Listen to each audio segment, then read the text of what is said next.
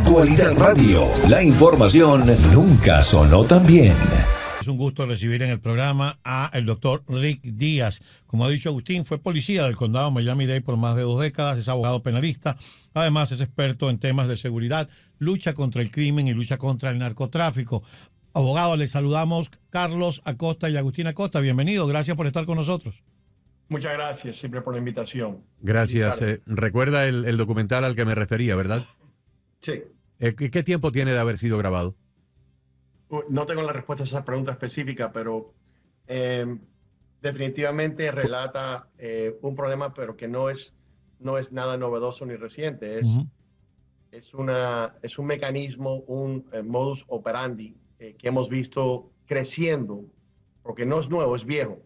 Pero yo diría que en los últimos 5 años, 10 años, pero mucho más en los últimos 5 años, muchas bandas, no solamente Tren de Aguas o estas otras organizaciones, pero también, yo diría, grupos, porque no los considero, no les voy a dar el respeto de decir que son organizaciones criminales.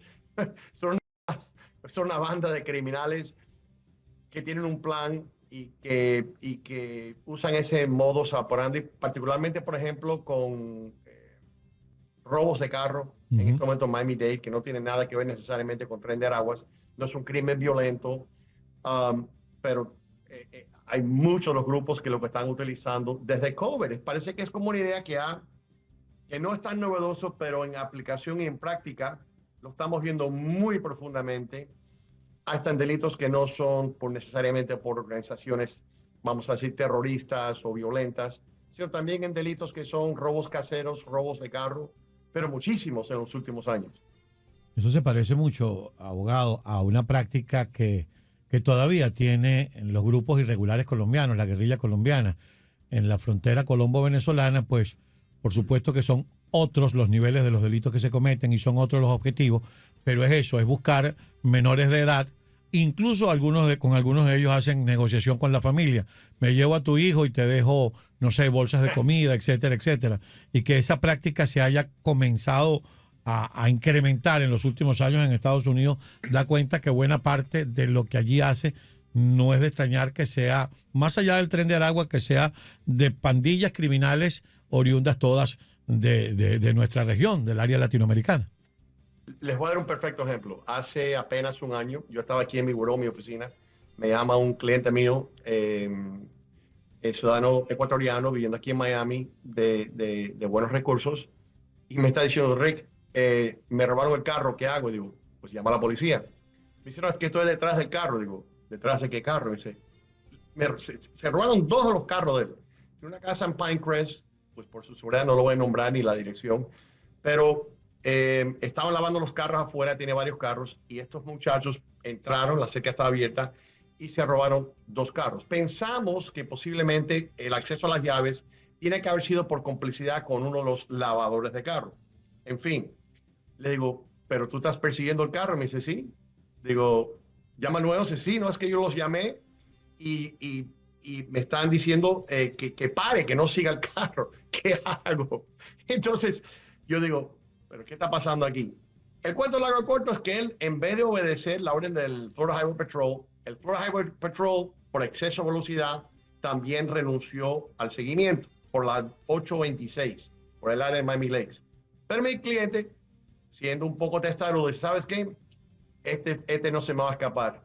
Le mete el piso al acelerador y, dicho de paso, me está llamando.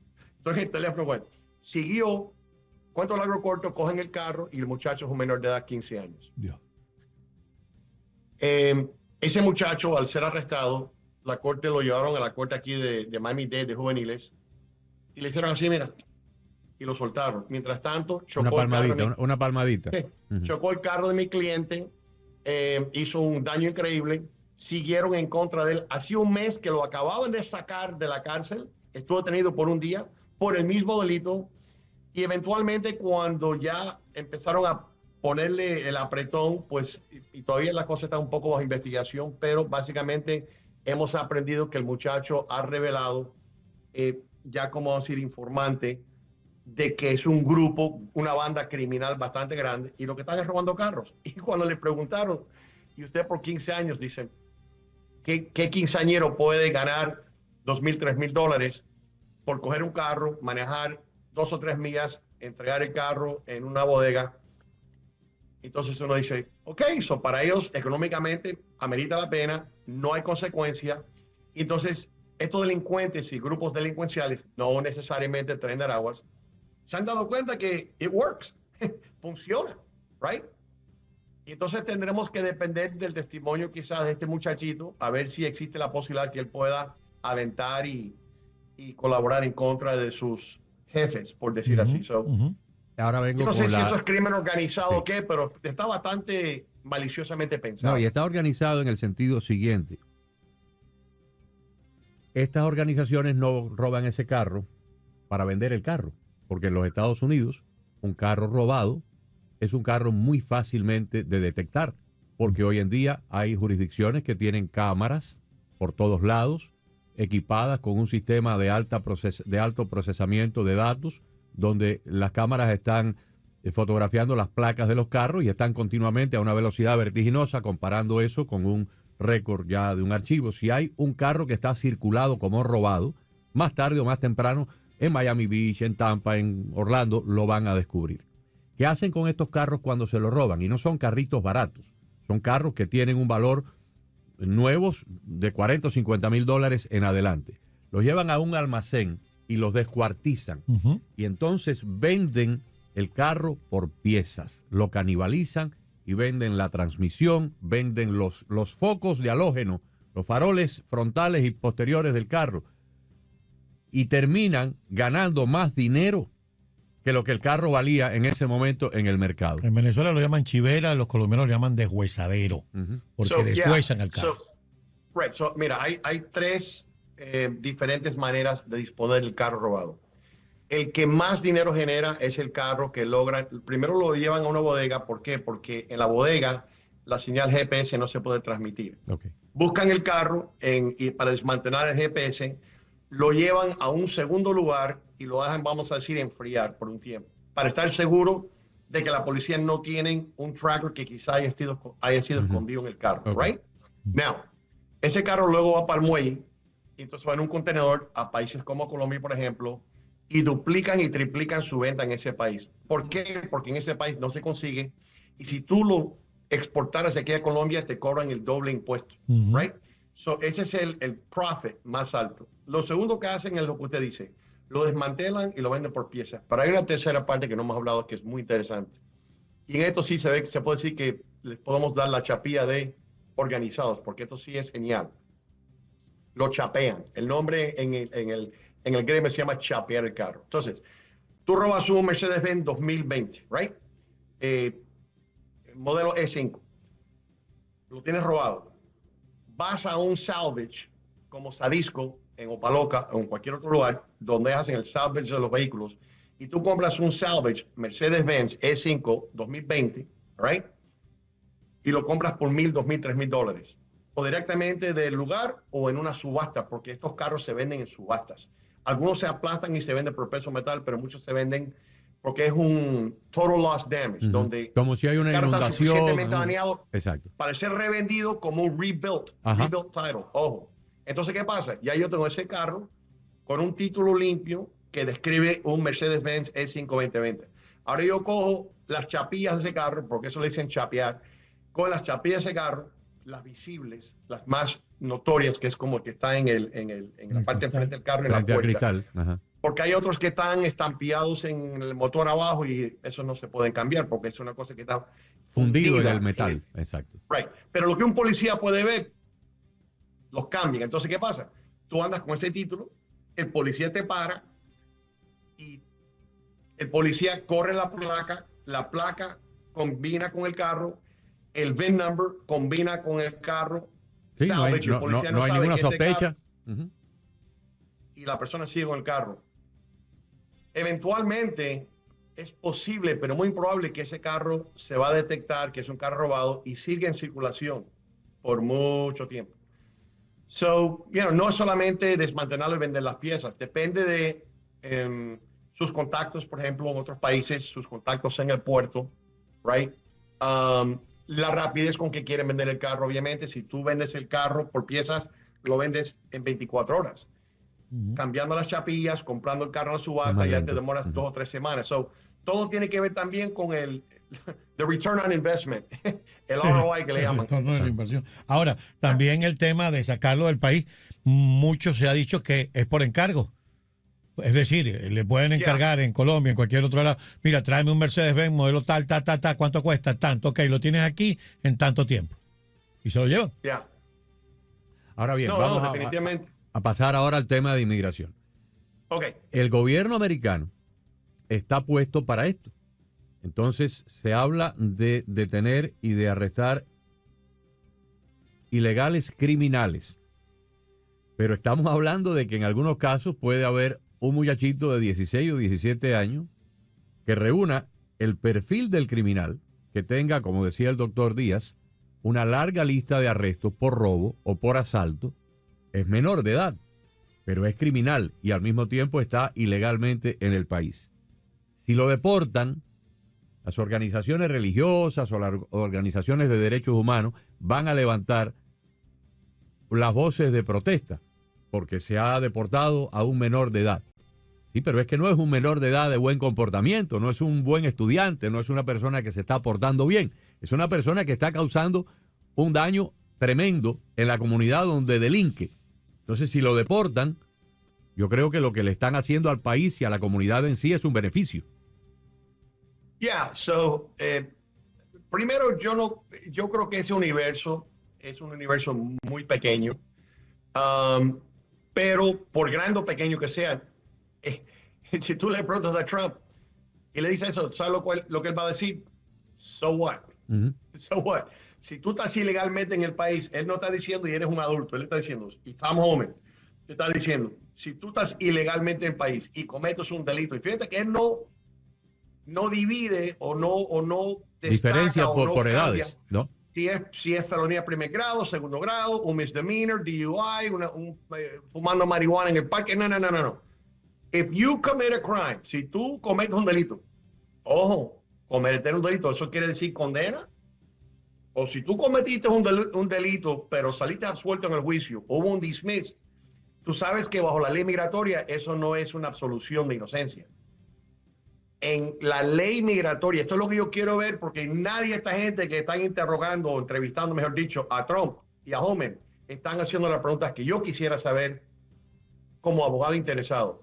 What do you mean? ¿Qué tú quieres decir commit a crime? Bajo la ley penal estatal, yo sé lo que eso significa. Right? ¿Requiere condena? ¿Qué pasa con las personas que fueron condenados pero su caso todavía está en apelación?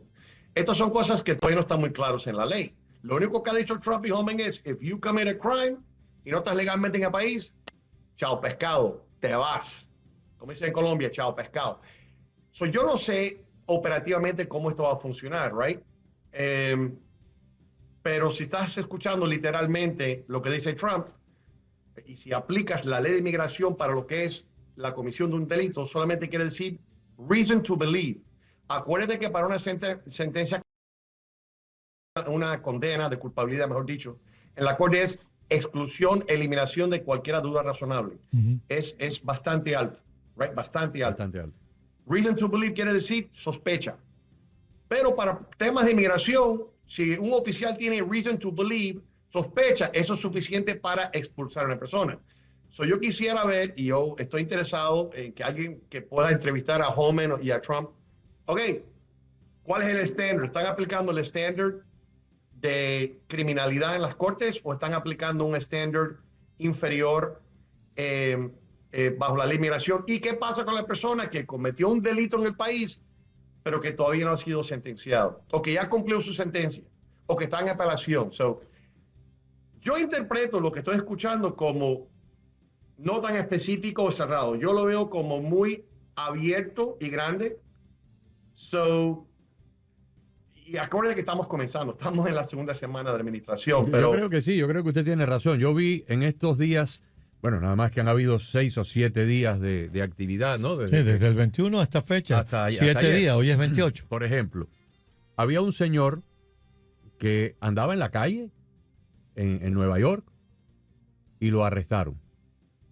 Pero este individuo tenía cargos criminales, había sido arrestado lo llevaron a la comisaría, lo procesaron, le pusieron una fianza en Nueva York.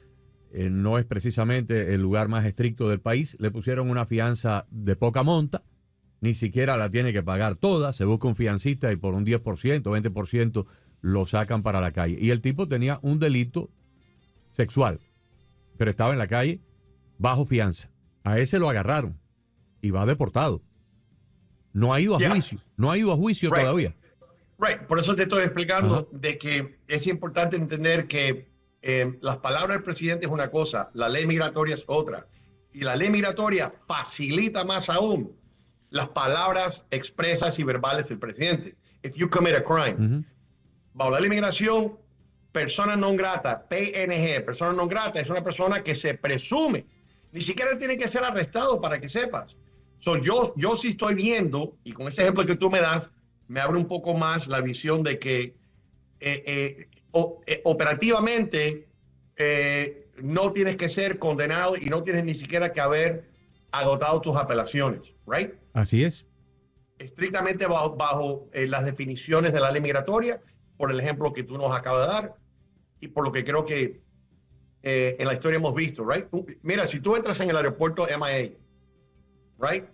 Con visa, lo vemos muy frecuente. Yo trabajaba en el aeropuerto hace muchos años atrás y yo miraba las personas que llevan particularmente de países como El Salvador, Colombia, y yo veía que la mujer estaba muy tapada aquí adelante y parecía que no era gordura, sino que estaba en estado. Y yo le decía, señora, ¿usted a qué viene al país? No, vengo a esto. ¿Dónde se va a quedar? Aquí. Y hay unas preguntas específicas que nosotros configurábamos y era mirándole su arteria el carotid artery, ¿okay? La carótida. Ajá. Y entonces mirabas si estaban sudando en la frente, si las manos le temblaban, los labios, bueno, 20,000 cosas, right? Si yo determinaba que esa mujer que estaba viniendo aquí para tener un bebé, y yo como oficial, basado en sus respuestas verbales, corporales, su sudor, determinaba que probablemente me estaba mintiendo, adiós, yo tenía el poder como agente de la frontera, que estaba designado con aduana en aquel entonces, de no solamente decirle, señor, usted aquí no entra, ahí tienes una camita, dame tu tarjeta de crédito y te vamos a mandar en el próximo avión para Medellín o Bogotá o donde fuera. Y se le revocaba la visa. Eso pasaba antes de Trump estar de presidente. La gente habla como que esto es tan novedoso, que va a arrestar a personas. What are you talking about? ¿Qué tú estás hablando? Personas que no han cometido un delito, pero que parece que lo están cometiendo, porque esa mujer, si me está dando respuestas que yo puedo comprobar son falsas, eso es una felonía. Mentir a un oficial bajo preguntas con respuestas falsas en la frontera, right? Pero yo la salvo y esa mujer no tiene apelación, abogado, abogada, juez, la Corte Suprema, nada le acobija. Entonces yo no sé por qué todo el mundo está con las manos en el aire. ¿Cómo es posible? What are you talking about? Lo que pasa es que ha habido, como sabemos, señores, mucha permisibilidad y mucha aceptación de un Estado que es viviendo con personas que están viviendo ilegalmente. Es como la mujer que sabe que el marido le está poniendo los cuernos y quiere seguir casado y con él. That's your problem, right? Pero lo que pasa es que hay personas como este presidente que no quiere estar en una relación como esa en este país. Él no quiere esa relación con sus ciudadanos. Él quiere que los que estén aquí ilegalmente y hayan cometido un delito estén afuera. Fíjate que él no ha dicho, ojo, words have meaning, ¿ok? Say what you mean and mean what you say. Él no ha dicho cada persona que está ilegalmente en el país se va. A mucha gente se le ha ido eso por la cabeza. Él no está diciendo eso todavía. Él está yendo por la parte de, lo vamos a decir, los indeseables. Ahí es, Pues donde tampoco... ahí es donde está el kit de esto, porque el tema de la inmigración ilegal no es nuevo, ni es de los últimos 4 años de Biden, ni de los últimos 9 años, 10 años. El tema de la inmigración ilegal se remonta décadas atrás. Cuando yo llegué aquí, en el año 74 ya se hablaba de la inmigración ilegal. Y en el 80 se habló de la inmigración ilegal. Y en el 90 se habló de la inmigración ilegal. Pero siempre que se hablaba de la inmigración ilegal, se hablaba de un individuo que había entrado por la frontera a trabajar. personas que venían a trabajar en la agricultura, a trabajar en la hotelería, en las plantas procesadoras de pollo, y eran ilegales y trabajaban. Trabajaban en unos trabajos que la mayoría de los estadounidenses no querían hacer, pero no había un problema de crimen, había un problema de ilegales y punto. Y por eso fue que Reagan logró convencer al Congreso en 1985 de pasar la ley Simpson-Mazzoli, que la firmó y dio una amnistía. Y por eso fue que McCain y Kennedy se unieron en la presidencia de Bush para otra amnistía que desafortunadamente no se pudo dar porque luego vinieron los ataques estos del terrorismo y ya la cosa cambió y el país se puso mucho más cerrado por la cuestión de que nos habían infiltrado la gente de Al Qaeda y los musulmanes acá. Ahora, desde hace 5, 6, 7, 10 años para acá, el tema de la inmigración ilegal ya no es un problema de que hay gente trabajando por fuera de la ley. Ahora es un problema de asesinatos, de violaciones sexuales, de asaltos a mano armada, de un grupo del Tren de Aragua que toma bajo rifles un edificio de apartamentos en Colorado y vemos el video de una cámara de seguridad que sale por todos lados, la muchachita que asesinaron en Georgia. Y entonces la gente que no tenían problema de inmigración ilegal, los estados del norte, porque esto nada más afectaba a Arizona, Nuevo México, Florida, Texas, California, pero la gente del norte de pronto empiezan a ver en sus patios traseros asesinatos, violaciones sexuales, cosas espantosísimas. Y ahí es donde viene este gran clamor popular que termina en la elección del señor Trump. Mira, te voy a explicar algunos comentarios. Yo creo que lo que se ha perdido en esta discusión demasiado es que hay una diferencia entre un derecho y un privilegio. El que entra en este país legalmente es un privilegio estar aquí, no es un derecho. Si tú entras en el país ilegalmente, no es ni siquiera un privilegio. Se ha convertido en un privilegio por la falta de enforzar la ley. Pero la falta de enforzar la ley no perdona el delito y no perdona tu estatus inmigratorio ilegal en el país. Y no va a prevenir de que este presidente y Holman y todos sus subalternos y los demás van a deportar a esa gente. Hemos hablado muchos años. Yo te he comentado, yo no quisiera ser policía hoy en día, right? Hoy sí a mí me encantaría ser policía de nuevo y recertificarme, porque ¿sabes qué? Te guste o no este presidente, tiene muchas cosas buenas, yo creo muchas cosas malas, pero una cosa que está muy claro es que la seguridad del pueblo es número uno para él y segundo la economía. ¿Y qué pasa? Yo he votado por presidentes demócratas en tiempos pasados, right? Porque para mí no es el partido, sino la persona y sus ideas y sus pensamientos y sus prioridades, right? Pero la gente se olvida que venir a este país es un privilegio si tú no naciste acá o tú no estás naturalizado acá. Y creo que eso es como el fundamento de lo que se ha perdido en la discusión, right?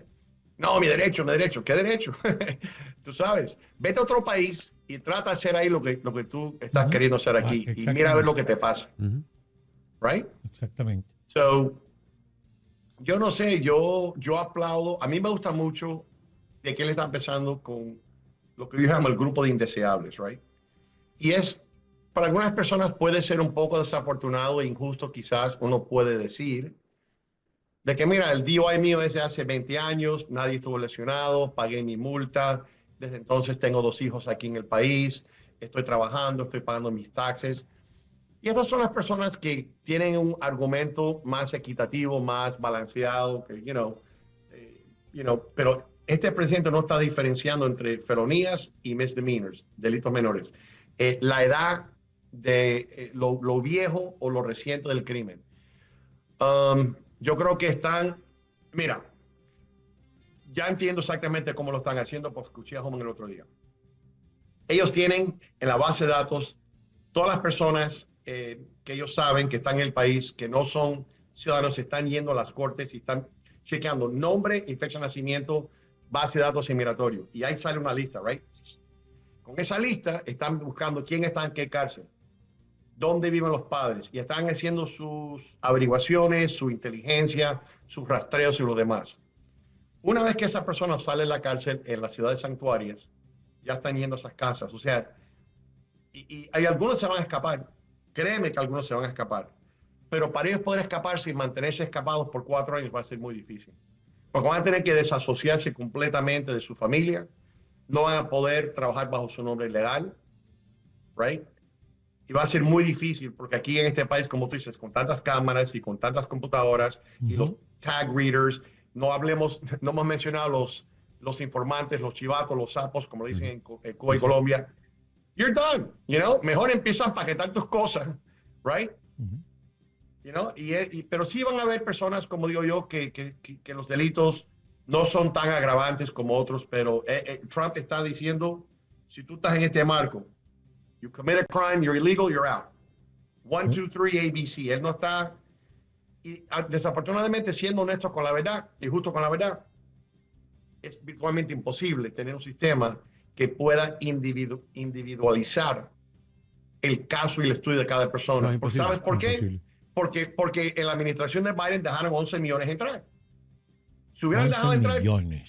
si hubieran dejado entrar 200,000 o 300,000, sería más fácil, cuando estamos hablando de resources, de recursos humanos, sería más fácil coger a esas personas y decir, mira, ¿qué tú has hecho desde entonces?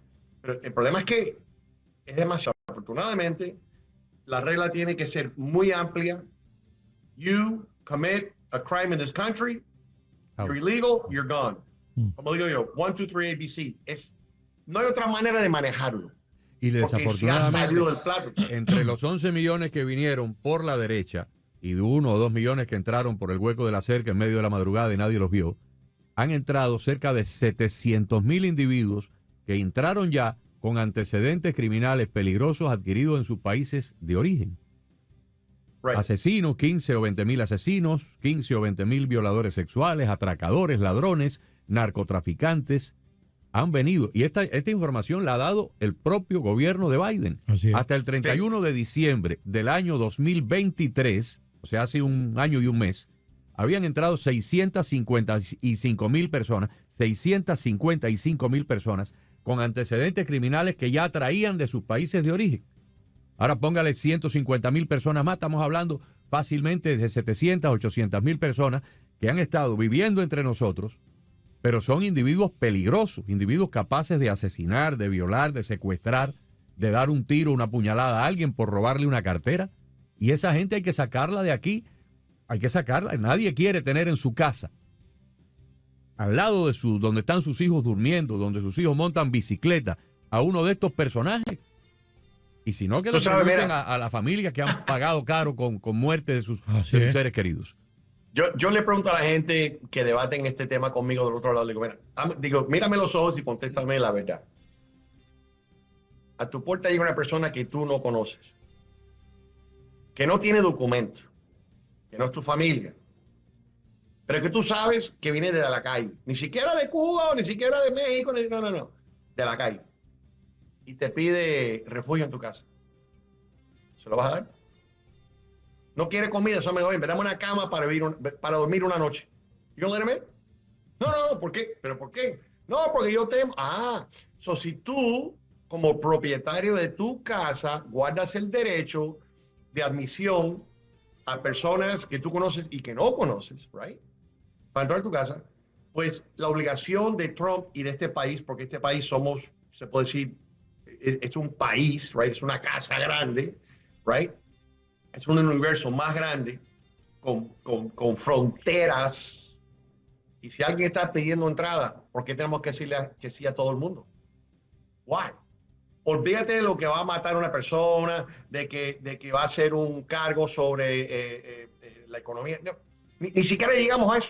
Esa persona que te toca la puerta, que no te está pidiendo comida ni dinero, solamente dormir una noche en tu casa. You're gonna let him in for one night? No. Entonces, ¿por qué tenemos que admitir personas que desconocemos la frontera por una vida entera?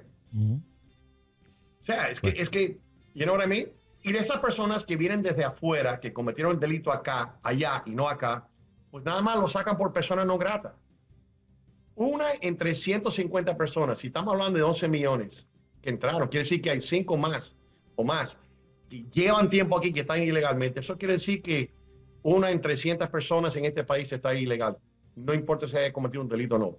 Eso es bastante. Así es. Ya para terminar, pero hay un pequeño detalle que no es tan pequeño porque es importante. Voy a apelar ahora a su experiencia, no como abogado, sino como policía. Cuando se producen este tipo de deportaciones, el protocolo indica que los deportados deben ir esposados? Porque eso fue una de las grandes detalles que señaló el presidente colombiano, diciendo que se estaban violando los derechos humanos de sus connacionales que los traían esposados en un avión. Right. Yo te voy a contestar la pregunta un poco más legalmente, pero tú voy a contestar primero del ángulo práctico. ¿Tú te imaginas 200 personas no esposadas en un avión militar de carga con 3 o 4 militares que están armados, o 5, 6 o 7 o 10, con suficientes balas para matar a las 200 personas, y que se forme un alboroto porque esas personas no quieren ir a Colombia? ¿Qué va a pasar? ¿Vamos a matar a las 200 personas para defendernos los 10 soldados que tenemos con suficientes municiones? ¿Vamos a dejar que nos desarmen a nosotros, que nos maten a nosotros y los que se encuentren al avión? Así es. You know? Ese es el punto de vista práctico. El punto de vista legal es cuando, por ejemplo, un policía para una persona a las 2 de la mañana en la carretera. No es ilegal y no tiene antecedentes penales. Tú tienes el derecho de decirle a esa persona, ¿sabes qué? Yo estoy aquí solo en la carretera, yo te voy a poner las esposas, quédate ahí, te voy a escribir un ticket y te vas. Luego te puedes meter la demanda si quieren, porque, oye, me estabas poniendo un ticket de tránsito y me pusiste las esposas. Yeah, fine, pero ¿sabes qué? Yo prefiero la crítica, yo prefiero la acusación, o lo que tú quieras. Pero lo que no vas a hacer es dejar que tú estés caminando por tu calle, mitad de camino a Orlando, a las 2 de la mañana en el Turnpike, y yo con la cabeza abajo escribiendo el ticket, para que luego tú saques un arma de tu carro que yo no puedo ver y me metas un tiro. Yo voy a llegar a mi casa, pase lo que pase. Entonces, legalmente la ley permite. ¿Por qué un policía en la calle te puede hacer así? Un pat-down search, sin ninguna causa probable para arrestarte. Por su seguridad Porque personal. La ley reconoce el derecho de la seguridad del policía. Claro. Porque un policía, si tú estás sentado en el carro, te dice, oye, salte del carro o déjame mirar, ¿okay? O no te muevas. No, pero yo no he hecho nada. No te muevas, ¿ok? Porque lo primero que tenemos que asegurar es la seguridad de los policías que están haciendo su trabajo. So, yo no veo que haya ninguna ilegalidad en esposar a estas personas durante su transporte. Yo me alegro mucho que Petro dijo, oye, voy con mi avión porque ¿sabes qué? Nos ahorraron el combustible, el peligro que el avión se caiga. Si el avión se cae, entonces hay demanda en contra de los Estados Unidos. ¿Sabe qué? Yo aplaudí a Petro. Él asumió el peligro de un choque de avión, un catástrofe, y se está gastando el combustible de su país. Muchas gracias. Right? Perfecto. Abogado, muchísimas gracias. Muchísimas gracias, abogado. De verdad que estoy seguro que para la audiencia ha sido de mucho provecho esta explicación. Y van a seguir surgiendo críticas, pero también van a seguir produciéndose estos eventos porque eso es lo que está ocurriendo en nuestras calles. Están buscando. El problema se está resolviendo. Sí, ahora mismo acaban, lo que usted estaba hablando ya al final, acaban de anunciar que arrestaron 2 líderes más del tren de Aragua en Nueva York esta tarde. Muy bien, muchísimas gracias. Que siga así. Muchas gracias.